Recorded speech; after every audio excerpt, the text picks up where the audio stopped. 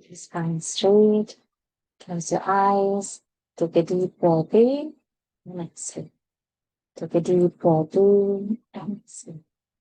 Take a deep breath in. Hold it there. Oh.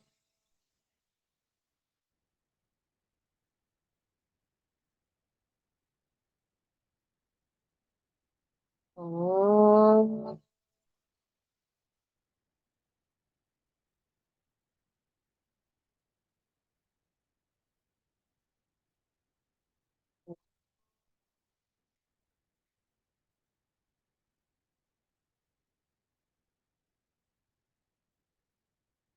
Om Shri Ganeshaya Namaha. Om Shri Saraswatyai Namaha. Om Shri Gurubhyo Namaha. Samasta Jana Kalyane Niratam Karunamayam Namami Chinmayam Devam Sadgurum Brahmavidvaram Sadgurum Brahmavidvaram Yo Antah Pravishya Mama Vacham Imam Prasuptam Sanjeevayatyakila Shakti Dharaswadhamna अम्न्यांश्च हस्तचरणश्रवणत्वगादीन् प्राणान्नमो भगवते पुरुषाय तुभ्यम् प्राणान्नमो भगवते पुरुषाय तुभ्यम् ॐ नमो भगवते वासुदेवाय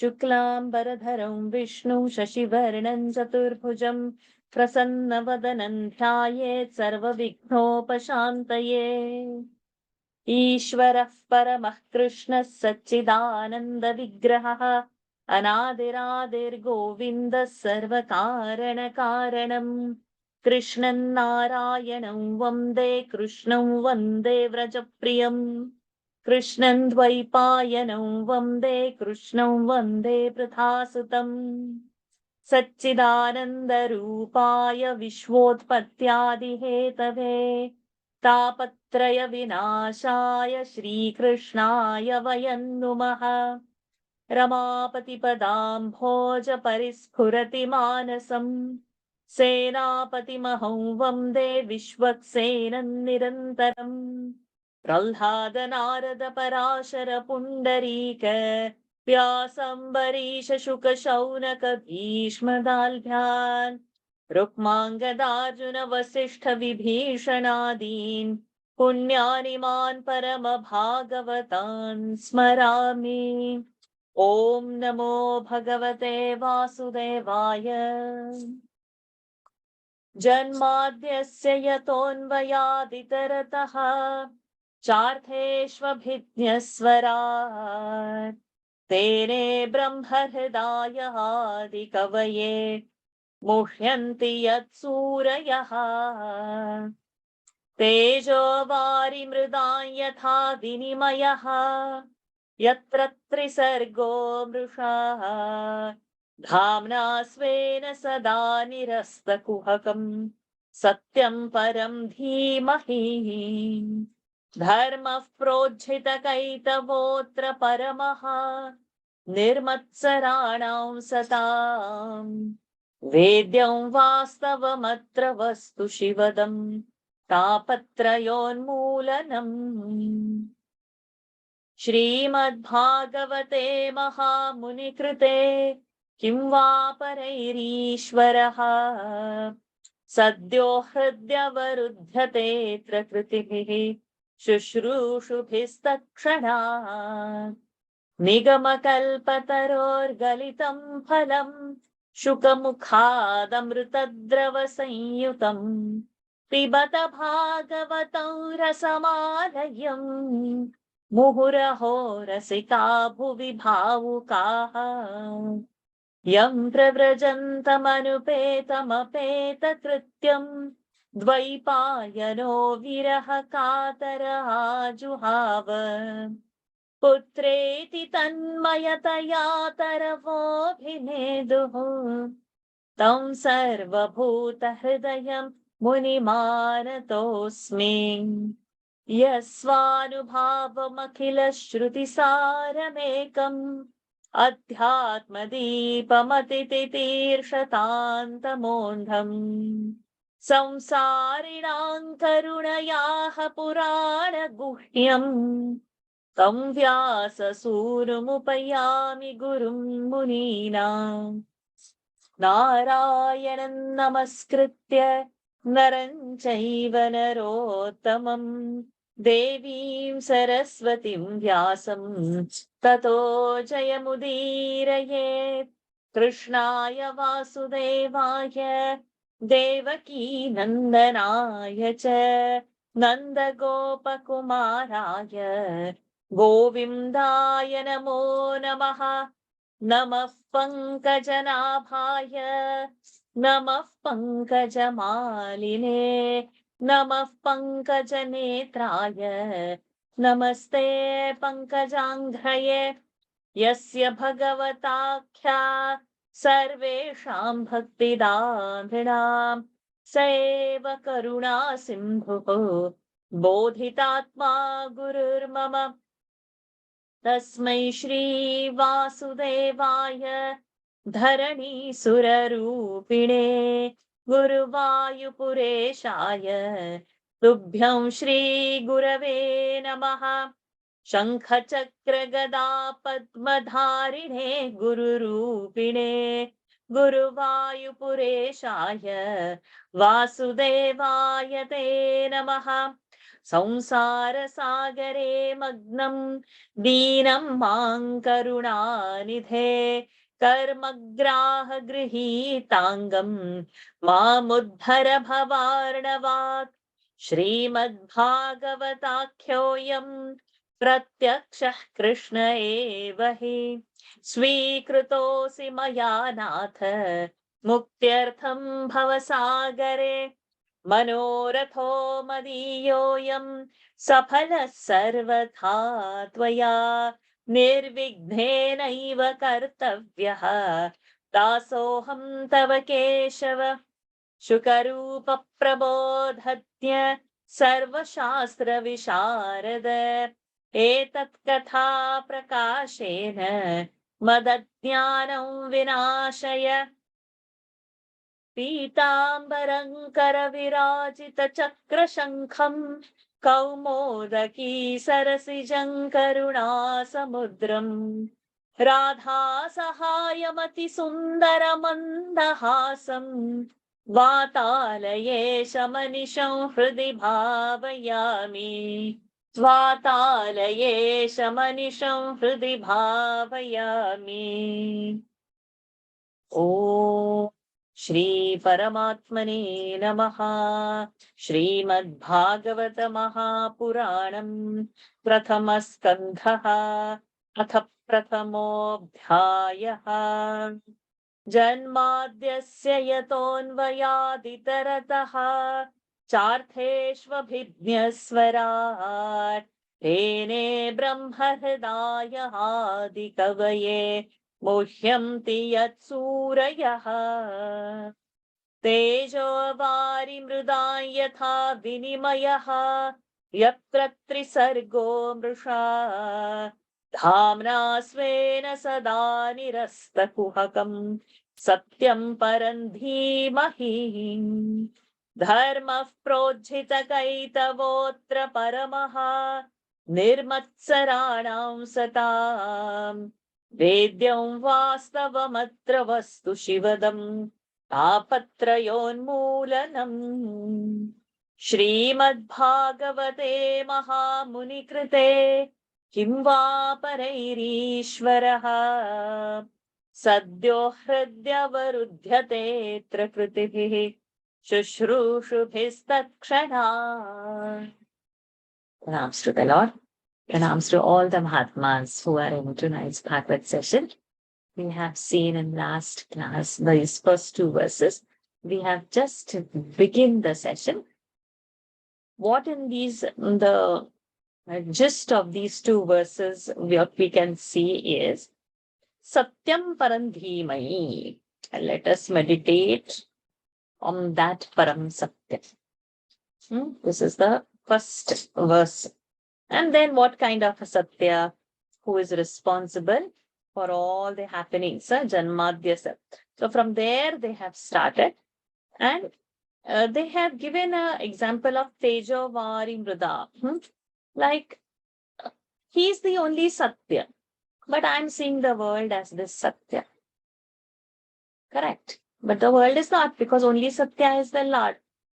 Then that Tejo Vari Mrida, like how the sun's rays, when fallen on the sand, gives the appearance of water, but there is no water. Likewise, this world is only an appearance, and in his presence it can appear. The substratum has to be him. On that Satyam we should meditate, and not what we call this world as a Satyam. So how long you can go behind a mirage?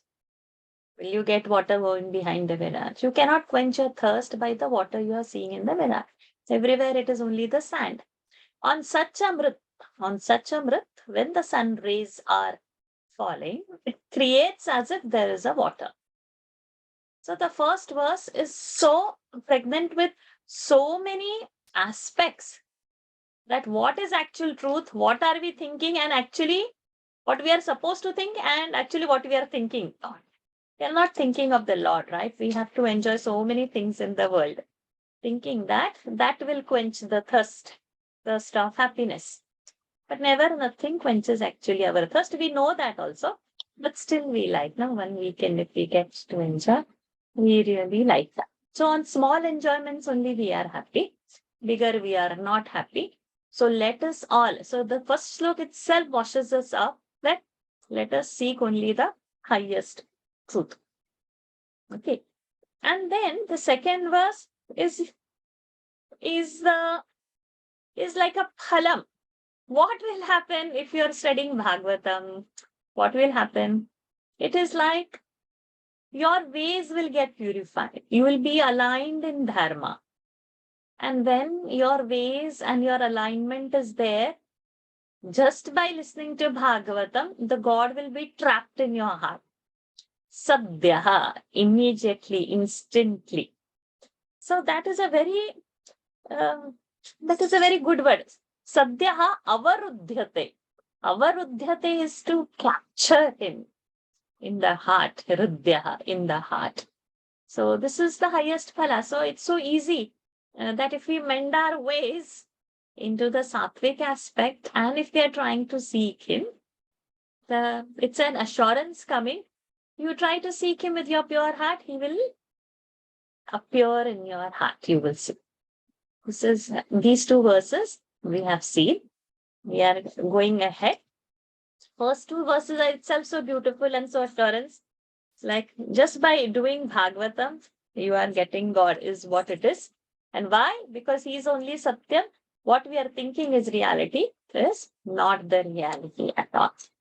Okay. I don't see any kids in class. If they are, please raise hands. Unless the cameras are switched off, that's why I don't see. Okay, those who want to chant, please raise hands. Vidyaji and Vaniji. Okay, only both of you want to chant. Sharina, we'll start with you. We are doing the third verse.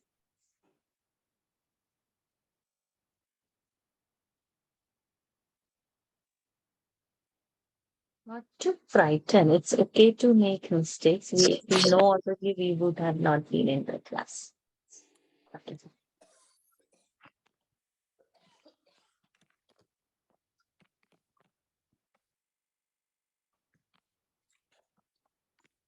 Let us start. Nigamakalpatarorgalitam phalam. निगमकल्पतरोर्गलितं फलम् निगमकल्पतरोर्गलितं फलम् शुकमुखादमृतद्रवसंयुतं. The ta is a dvitva.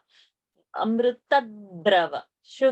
Shuka, that is Alpa Prana ka. Mukha, kha is a Mahaprana. Mukhadamrutadrava. Tadrava has to happen over there. Huh?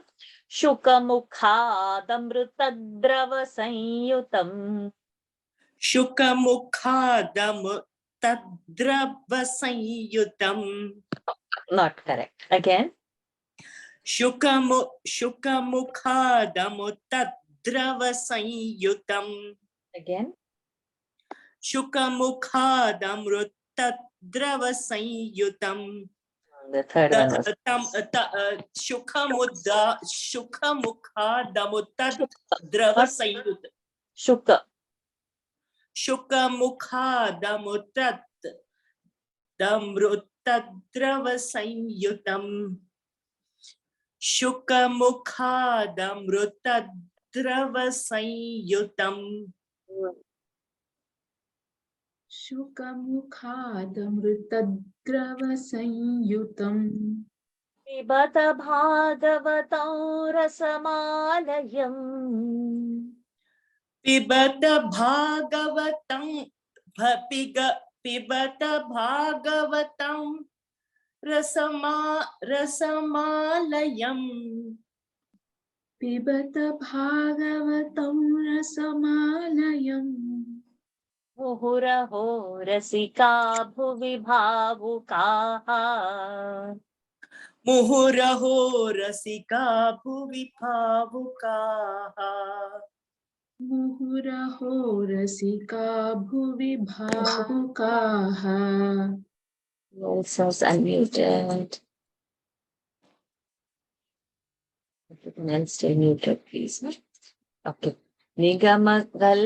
निगमकल्पतरोर्गलितं फलं शुकमुखादमृतद्रवसंयुतम् Nigamakalpatarorgalitam sphalam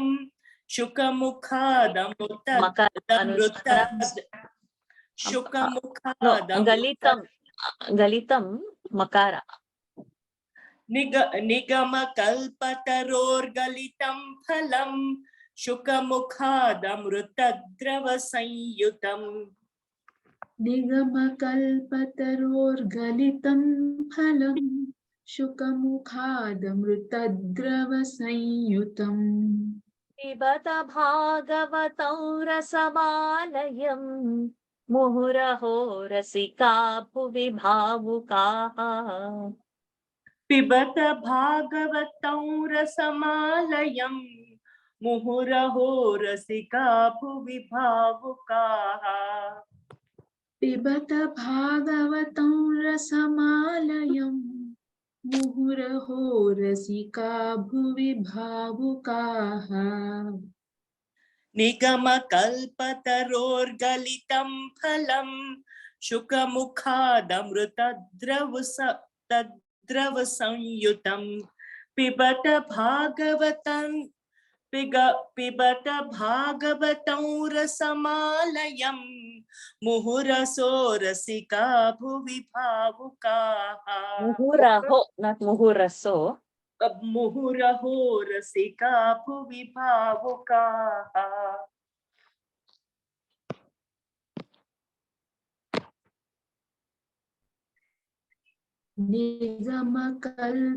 निगमकल्पतरोर्गलितं फलवसंयुतं पिबत भागवतं रसमालयं मुहुरहो रसिका भुवि भावुकाः Can you chant again? We had lost you in between. Oh, sorry. निगमकल्पतरोर्गलितं फलं शुकमुखादमृतद्रवसंयुतम् पिबत भागवतं रसमालयं मुहुरहो रसिका भुवि भावुकाः Very beautiful simile over here. Nigama means the Vedas. And Kalpataro means the Vishilding tree.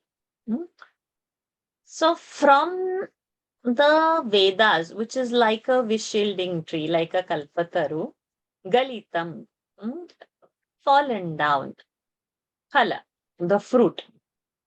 And also what? Shukamukhat, from mouth of Shukji Maharaj. Amruta Drava, the flow of the elixir, Sanyutam. So, two similes are there.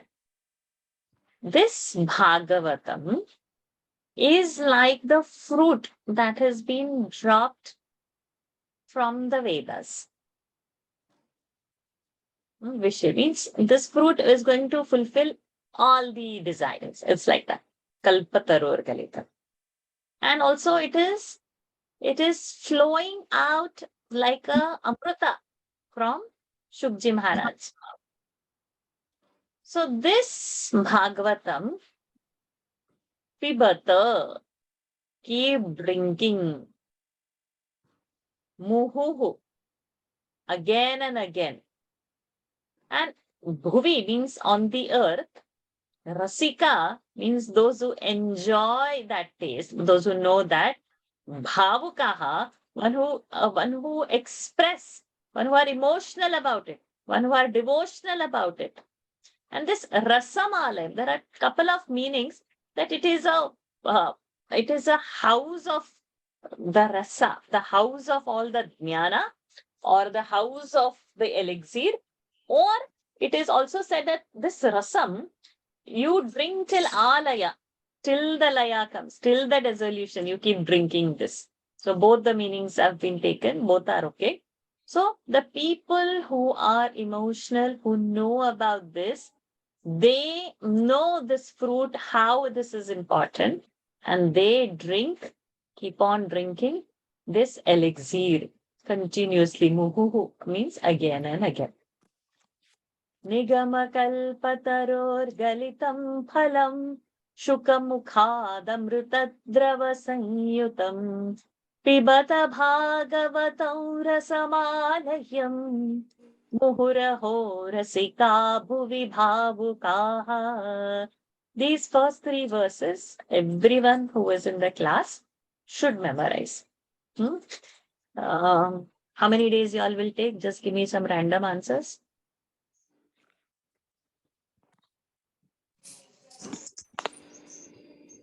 Ma'am, I have memorized first one.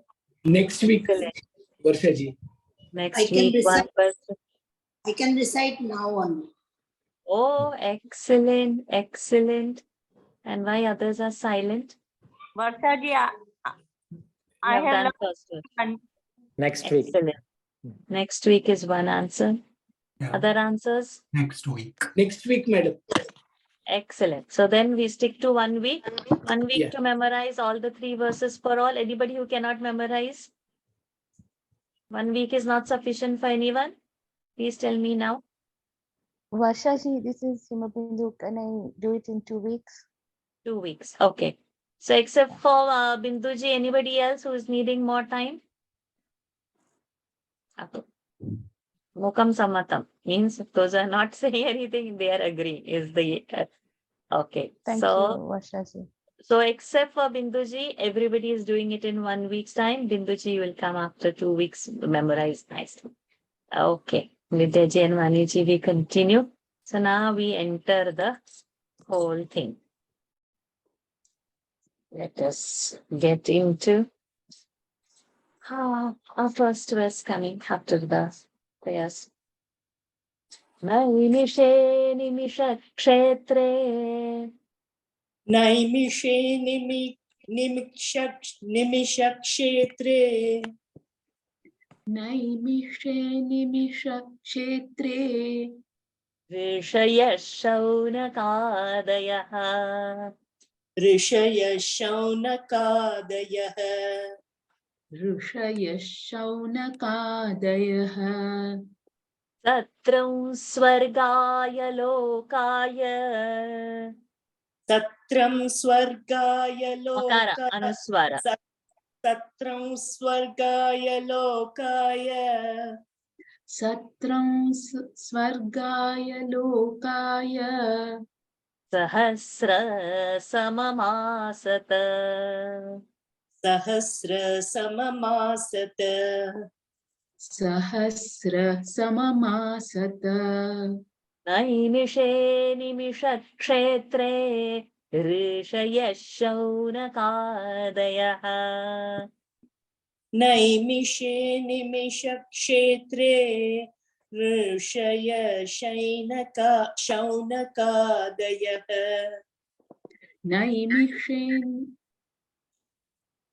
नैमिषे निमिषक्षेत्रे ऋषय ऋषयः शौनकादयः तत्रं स्वर्गाय लोकाय सहस्रसममासत तत्रं स्वर्गाय लोकाय सहस्रसममासत सत्रं स्वर्गाय लोकाय सहस्रसममासत नैमिषे निमिषक्षेत्रे ऋषयः शौनकादयः सत्रं स्वर्गाय लोकाय सहस्रसममासत नैमिषे निमिषक्षेत्रे ऋषयः शौनकादयः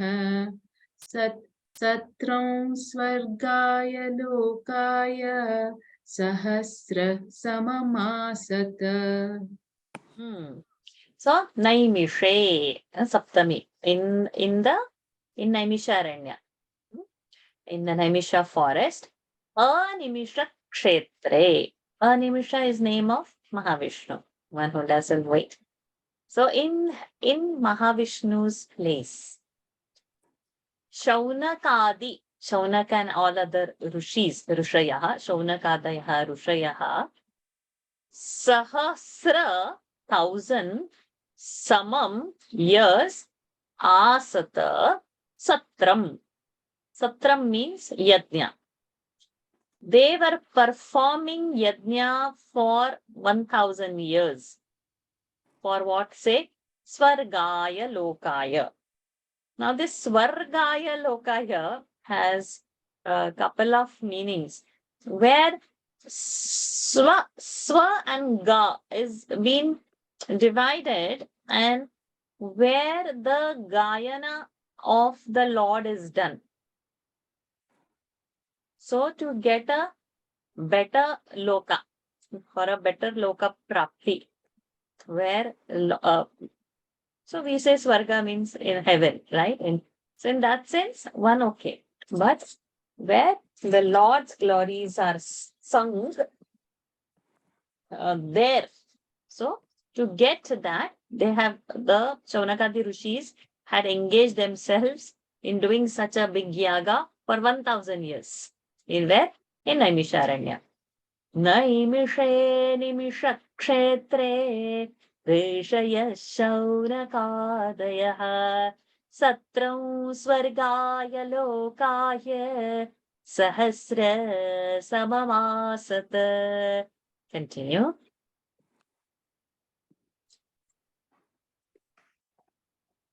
Ekada tu munayaha. We're not the ekada tu munayah एकदा तु मुनयः प्रातर्हुतहुताग्नयः प्रातर्हुतहुताग्नयः प्रातर्हुतहुताग्नयः सत्कृतं सूतमासीनम् सत्कृतं सूतमासीनम् सत्कृतं सूतमासीनम् पप्रच्छुरिदमादरात् पप्रच्छुरिदमादरात् पप्रच्छुहृदमादरात् क एकदा तु मुनयः प्रातर्हुतहुताग्नयः द एकदा तु मुनयः प्रातर्हुतहुताग्नयः त एकदा तु मुनयः प्रातर्हुतहुताग्नयः सत्कृतं सूतमासीनम् पप्रच्छुरिदमादरात् सत्कृतं सूतमासीनं पप्रच्छुरिदमादरात् सत्कृतं सूतमासीनं पप्रच्छुहृदमादरात् त एकदा तु मुनयः प्रातर्हुतहुताग्नयः सत्कृतं सूतमासीनं पप्रच्छुरिदमादरात् त एकदा तु मुनयः प्रातर्हुतहुताग्नयः सत्कृतं सूतमासीनं पप्रच्छुरिदमादरात्. So ekada, once upon a time, those munis, prataha, in the morning, huta means the havihi, that is to be put in the fire, hutagnayaha, when they were putting the havis in the agni, satkrutam means with due honor, sutam, suta will be now our narrator. Okay, so who is this Suta? Who is this character? Suta is Rishi Loma or Roma Harshana's son. His name is Ugrashrava Sauti. So this Suta, we will see in Bhagavad, we will see in few Puranas, Shiva Puran, Padma Puran, we will see him in few places where he is the narrator. And practically when things are happening in Naimisharanya area, what are all the happenings? He is the one who is narrating to the other thing. So this we will always have to remember. Suta means Ugrashrava Sauti. He is the one. So when Asinam, when he took to his seat, then Paprachuhu, these rishis approached him and asked him idam, asked him this, Adarat, respectfully, with great respect. Taekada tu munayaha प्रातर्हुतहुताग्नयः सत्कृतं सूतमासीनं पप्रच्छुरिदमादरात्.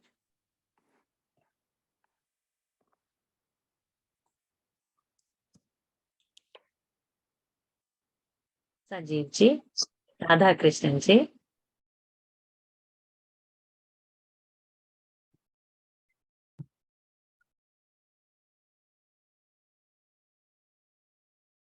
ऋषय ऊचुः ऋषय ऊचुः ऋषय ऊचुः त्वया खलु पुराणानि त्वया खलु पुराणानि त्वया खलु पुराणानि सेतिहासानि चानघ सेतिहासानि चानघ सेतिहासानि चानघ आख्यातान्यप्यधीतानि आख्यातान्यप्यधीतानि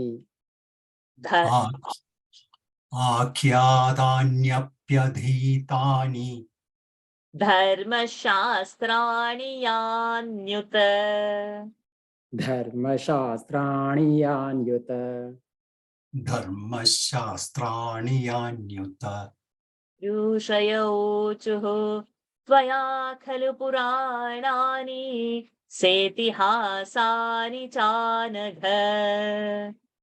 ऋषय ऊचुः त्वया खलु पुराणानि सेतिहासानि चानघ.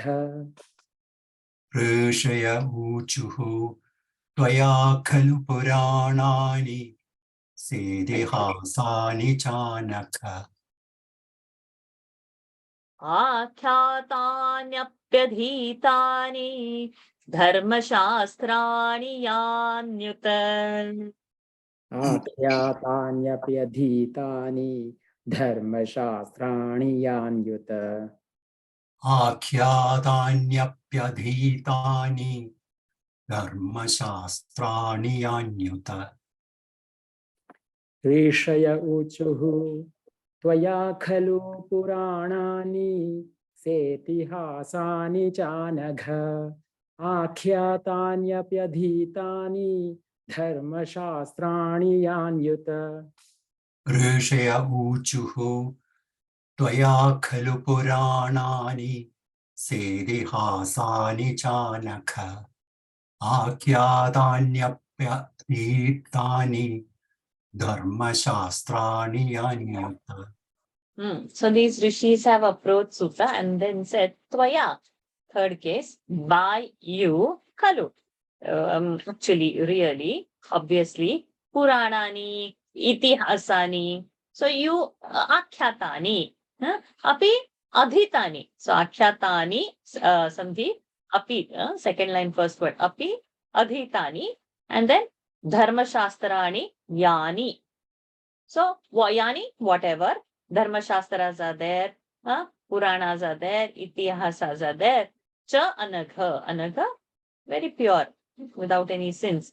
So, they are saying that to Sutta, that you have only narrated these Akhyatani, and you have also taught this, all these things. This is all they say in this. The next, the story is continuing, the sentence is continuing in the next verse. So they approach and they say that you have only done all this, you have only narrated. What else? We'll see in the next line. Rushayauchuhu Tvaya khalu puranani seti sa itihasani, and with itihasa setihasani chanakha Akhyatanyapyadhitani. Akhyatani api adhitani. Api also. Akhyatani narrated. Adhitani taught. Dharma shastrani yanyuta. Yani uta. Yani veda vidam shreshtaha.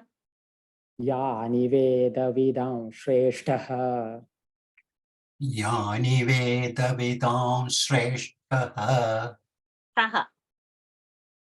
यानि वेदविदां श्रेष्ठः Bhagavan Badarayanaha. भगवान् बादरायणः भगवान् बादरायणः Anye cha munaya suta paravaravido viduho. अन्ये च मुनयः सूत परावरविदो विदुः अन्ये च मुनयः सूत परावरविदो विदुः यानि Oh, sorry. यानि वेदविदां श्रेष्ठः भगवान् बादरायणः अन्ये च मुनयः सूत परावरविदो विदुः यानि वेदविदां श्रेष्ठः भगवान् बादरायणः अन्ये च मुनयः सूत परावरविदो विदुः. Bhagavan Badarayana Vyasji. Shrestha. So he is like, he's the highest order of the knowledge. So Veda Vidam. So Yani, whatever Badarayanji he has known, Anyecha Munaya also, what others know, Suta. O Suta means he is addressing to them. Paravara Vedo Viduhu. That and all other things also. Para and Avara Vidya. Everything is being known. The sentence is continuing in the next two verses, but we will see what he is wanting to say. That Paravara, probably like what others are knowing, you also would know. But we'll complete that sentence in the 8th and the 9th verse. Yani Veda Vidam Shresthaha Bhagavan Badarayanaha Amye cha Munaya Suta Paravaravido Viduho. Continue. Vethatvam. See over here. Vethatvam Saumya Tat Sarvam. वेत्तत्वं सौम्य तत्सर्वं वेत्तत्वं सौम्य तत्सर्वम् Tatvatastadanugrahat. तत्त्वतस्तदनुग्रहात् तत्त्वतस्तदनुग्रहात् Brūyusnigdhasya Shishyasya. ब्रूयुस्निग्धस्य शिष्यस्य ब्रूयुस्निग्धस्य शिष्यस्य Guravo Guhyamapyuta. Guravo guhyamapyuta. Guravo guhyamapyuta.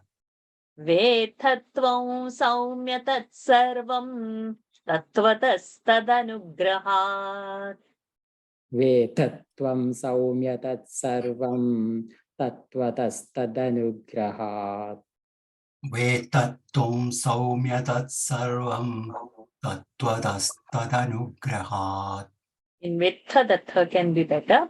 Brūyusnigdhasya shishyasya guravo guhyamapyuta.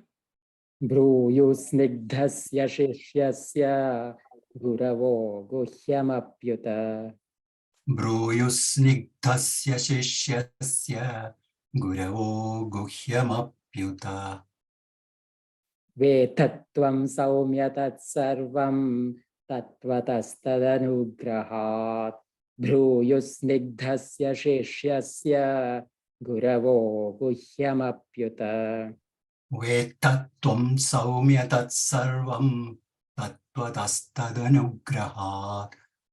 Brūyusnigdhasya shishyasya guravo guhyamapyuta. So the sentence completes here. Vettatvam. So you know already how Saumya. The Saumya means addressing to Suta, the one who is very calm. Tat sarvam vettatvam. You know all that. How? Tattvataha, in great detail. Tad anugrahat means all the aforesaid gurus. From them, with their grace, you are already knowing all this jnana. Brūyuhu. Please tell us. Snigdhasya shishyasya guravo guhyam apyuta. With your loving, compassionate ways, what you have learned, please tell us that secret. These Rishayas are telling to Suta. Vethatvam saumya tatsarvam tatvatastadanugrahat. Brūyusnigdhasya shishyasya guravo guhyamapyuta.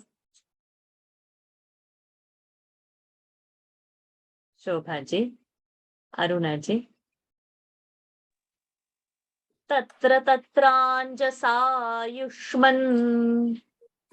Tatra tatranjasayushman. Tatra tatranjasayushman. Bhavata yadvinishchitam. Bhavata yadvinishchitam. Bhavata yadvinishchitam. Om samekantata shreyaha. Pumsamekantata shreyaha. Pumsamekantata shreyaha. Tannashamsitumarhasi. Tannashamsitumarhasi. Tannashamsitumarhasi. Tatra tatranjasayushman bhavata yadvinishchitam. Tatra tatranjasayushman bhavata yadvinishchitam. Tatra tatranjasayushman bhavata yadvinishchitam. Om samekantata shreyaha tannashamsitumarhasi. Pumsamekantata shreyaha tannashamsitumarhasi. Pumsamekantata shreyaha tannashamsitumarhasi. Tatra tatranjasayushman bhavata yadvinishchitam. Pumsamekantata shreyaha tannashamsitumarhasi. Tatra tatranjasayushman bhavata yadvinishchitam. Pumsamekantata shreyaha tannashamsitumarhasi. So tatra, in that, in whatever in your studies, What? Over here now, Sutta has been addressed as Ayushman, long-lived one. Earlier it was Saumya, or the calm one. So the ways there to talk and approach to get the knowledge that whatever you have yad vinishchitam bhavata, you means aap in the respectful way, aap, tangal in that sense. So what you have understood from those learnings, Anjasa, very clearly, very honestly, you tell that to us. For what? You can please mute yourself, no? Why you have to talk in between? Humsam, for people, ekantataha, the one and the only thing, Shreyaha.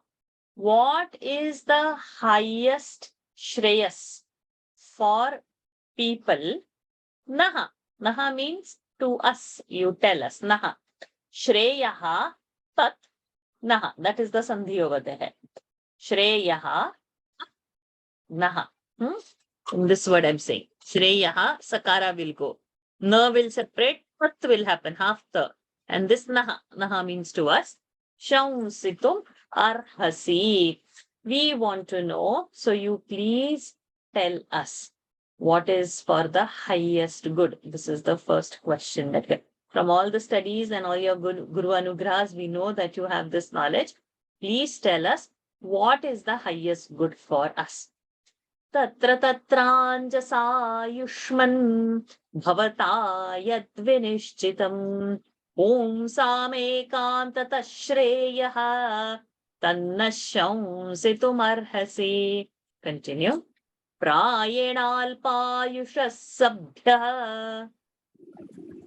प्रायेणाल्पायुषः सभ्यः प्रायेणाल्पायुषः सभ्य Sabhyah only we can say. We can give visarga over there. प्रायेणाल्पायुषः सभ्यः Kalavasmin yuge janaha. कलावस्मिन् युगे जनाः कलावस्मिन् युगे जनाः Mandasu mandamatayah. मन्दासु मन्दमतयः मन्दासु मन्दमतयः Mandabhagyahyupadritaha.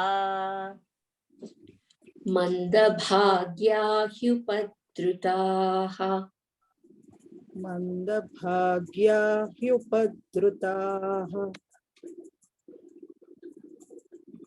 Ayenalpayushas sabhyah. Kalavasmin yuge janaha. प्रायेणाल्पायुषः सभ्यः कलावस्मिन् युगे जनाः प्रायेणाल्पायुषः सभ्यः कलावस्मिन् युगे जनाः Mandasu mandamatayah. Mandabhagyahyupadritaha. मन्दासु मन्दमतयः मन्दभाग्याह्युपद्रुताः मन्दासु मन्दमतयः मन्दभाग्याह्युपद्रुताः प्रायेणाल्पायुषः सभ्यः कलावस्मिन् युगे जनाः मन्दासु मन्दमतयः मन्दभाग्याह्युपद्रुताः No, we should not do the visarga. We should leave sabhya only, because it is in the vibhakti. Who is creating this nuisance?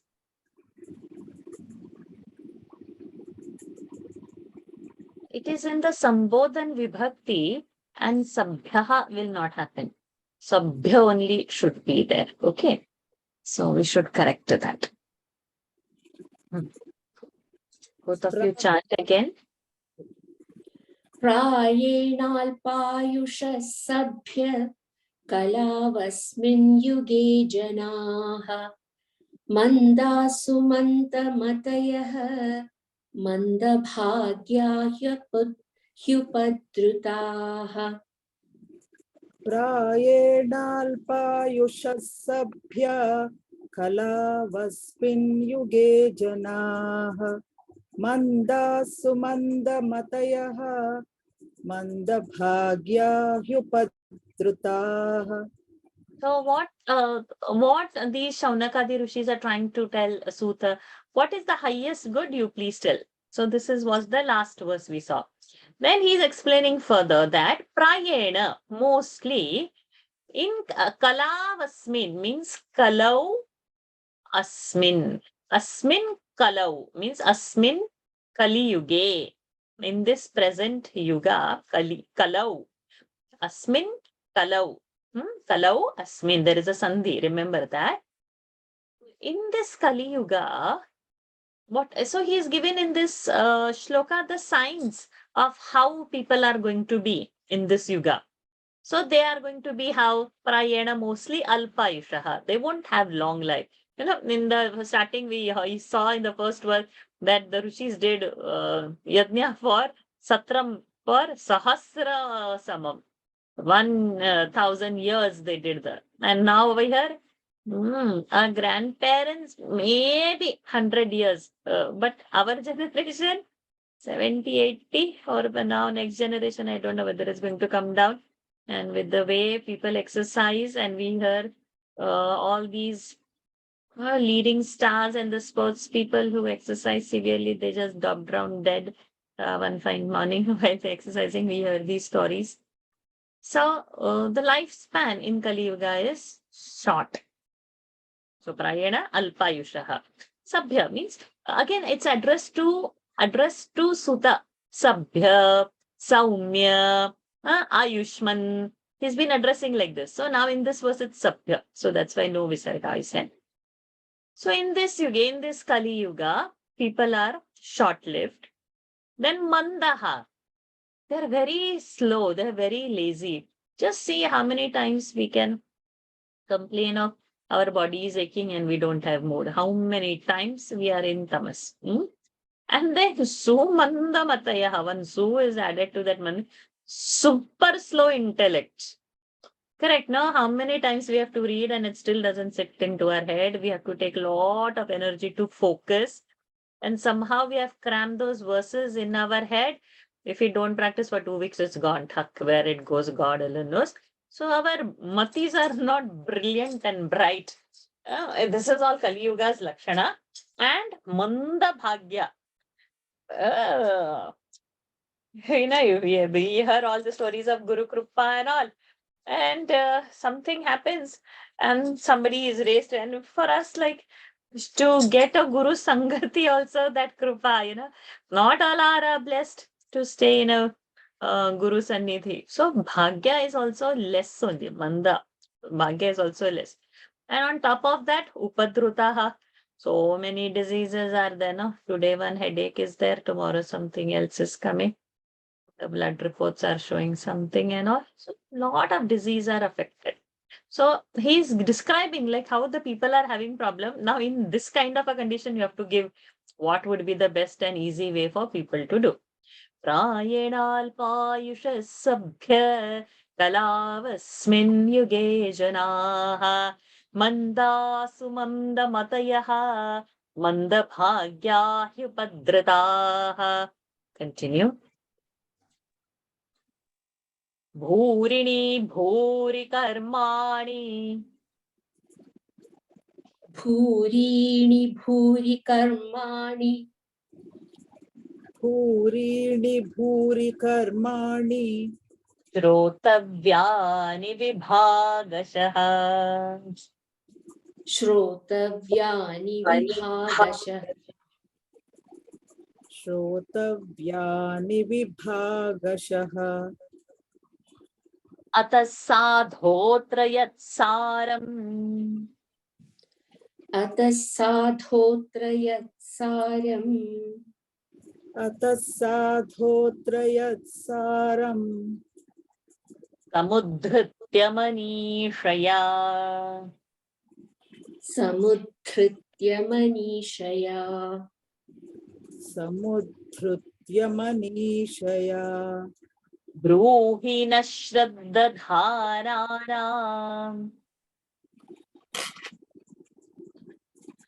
ब्रूहि नः श्रद्धदानानाम्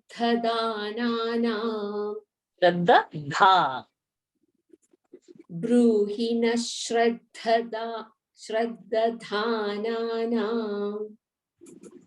ब्रूहि न श्रद्दधानानाम् येनात्मा सम्प्रसीदति येनात्मा सम्प्रसीदति येनात्मा सम्प्रसीदति भूरीणि भूरि कर्माणि श्रोतव्यानि विभागशः भूरीणि भूरि कर्माणि श्रोतव्यानि विभागशः भूरीणि भूरि कर्माणि श्रोतव्यानि विभागशः अतः साधोऽत्र यत्सारं समुद्धृत्य मनीषया अतः साधोऽत्र यत्सारं समुद्धृत्य मनीषया अतः साधोऽत्र यत्सारं समुद्धृत्य मनीषया ब्रूहि न श्रद्दधानानाम् येनात्मा सम्प्रसीदति ब्रूहि नः श्रद्दधानानां येनात्मा सम्प्रसीदति ब्रूहि न श्रद्दधानानां येनात्मा सम्प्रसीदति भूरीणि भूरि कर्माणि श्रोतव्यानि विभागशः अतः साधोऽत्र यत्सारं समुद्धृत्य मनीषया ब्रूहि नः श्रद्दधानानां येनात्मा सम्प्रसीदति भूरीणि भूरि कर्माणि श्रोतव्यानि विभागशः अतः साधोऽत्र यत्सारं समुद्धृत्य मनीषया ब्रूहि न श्रद्दधानानां येनात्मा सम्प्रसीदति Now, bhurini means so much. And bhuri karmani and so much rituals. And shrotavyani, we must listen. Vibhagashaha, little by little means there is so much to know. The knowledge bodies are so many, like Vedas, Upanishads, things. Bhurini, there is so much to learn. So much rituals and things and all to do. You sit for meditation like this, you breathe this way, you do this way, you do this tapas, you eat like this, you fast like that.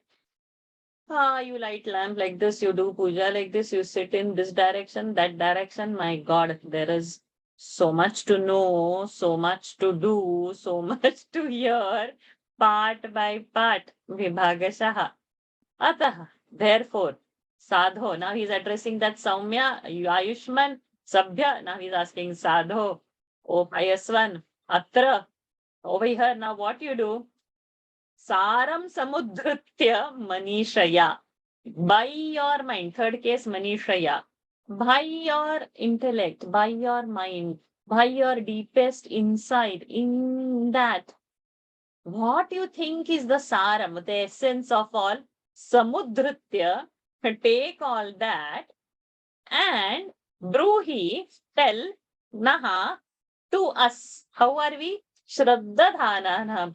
We are in great faith. We have lot of shraddha.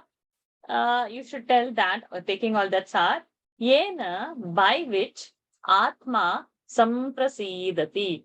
that we will get tranquility and calmness and content feeling of our mind. So there's so much to do. What is right, what is wrong? Just a week ago, no, we didn't have one day that class. I said I have a retreat to go and all. So that Mahatma has talked about some Kriya Yoga practice coming from Babaji. Then what? Some inner engineering is happening. And okay, Jaggi Vasudevji has his Kriya taught in that. Then who? Then we have from Bangalore, Shri Ji. He has his. Now, which Kriya Yoga is right? If you start to debate where your mind will practice, you have to do, or you have to do. Whether this, everybody is not learning Kriya, whether it is necessary to do or not necessary to do.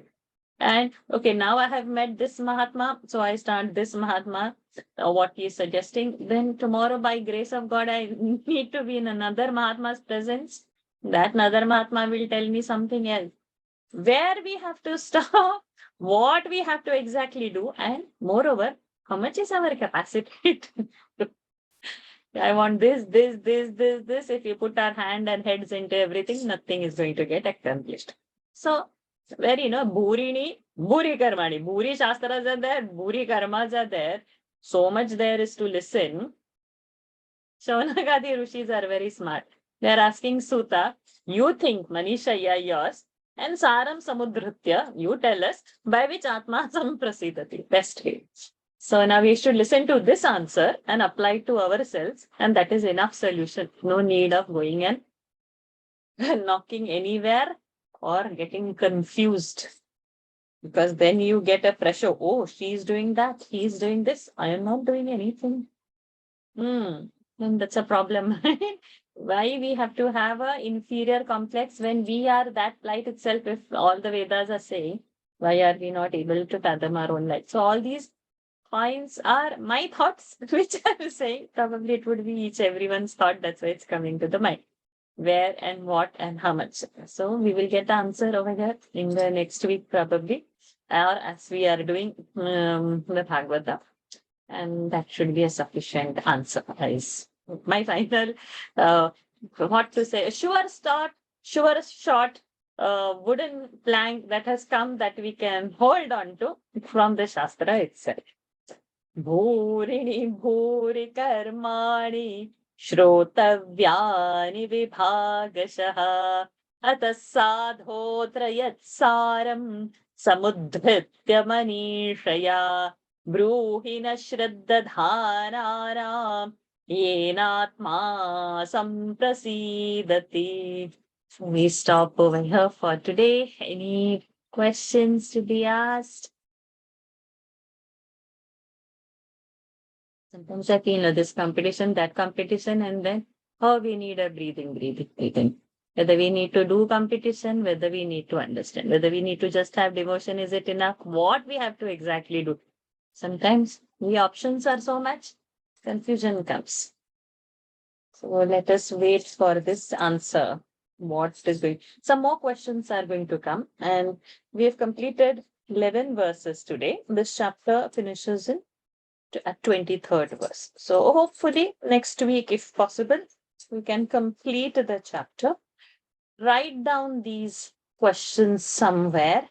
As let the chapter finish, then you contemplate, pick up those questions, write it down, and as the answer comes, we should be able to link it to this. And it's going to be beautiful. It's really very beautiful. Okay. Any questions? Any doubts? Then we join for our daily Gita. We will see Vishwarupa over there and be happy. Take a deep breath in and exhale. Take a deep breath in, hold it there. Oh.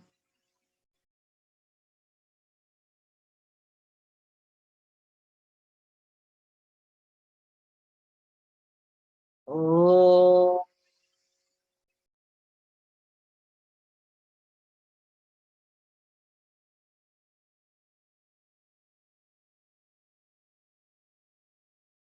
Om.